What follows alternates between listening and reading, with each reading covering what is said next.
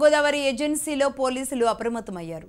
AOB సరిహద్దుల్లో జరిగిన భారీ ఎన్కౌంటర్కు నిరసనగా మావోయిస్టులు రేపు బంద్కు పిలుపునివ్వడంతో ఏజెన్సీ నివ్వురుగప్పిన నిప్పులా ఉంది.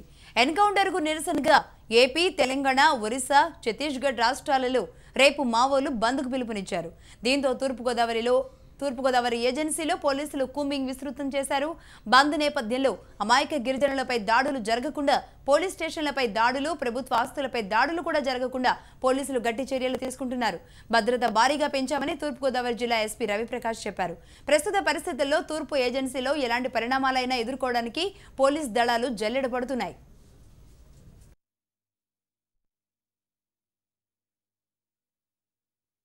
అటవీ ప్రాంతంలో ఉన్న ఇంటీరియర్ అఫెక్టెడ్ గ్రామాల ప్రజల సెక్యూరిటీ, అలానే గవర్నమెంట్ ప్రాపర్టీస్, రోడ్స్, నీటి సెక్యూరిటీ, అన్ని సెక్యూరిటీకి కావాల్సిన అన్ని ఏర్పాట్లు కూడా చేసుకోవడం జరిగింది.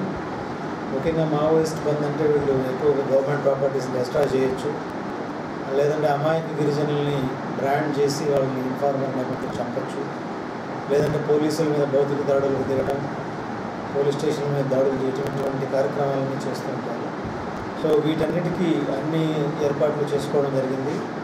బార్డర్ ఏరియాస్లో, ఫారెస్ట్ అఫెక్టెడ్ ఏరియాస్లో కూడా భారీగా బలగాలను మోహరించడం జరిగింది. సిఆర్పిఎఫ్, అలానే గ్రే హోమ్స్, స్పెషల్ పార్టీస్, ఇంకా అన్ని రకాల ఏపీఎస్పీఆర్ పార్టీలు కూడా మేము పెట్టి ఏరియా అంతా మొత్తం కవర్ చేస్తున్నాం.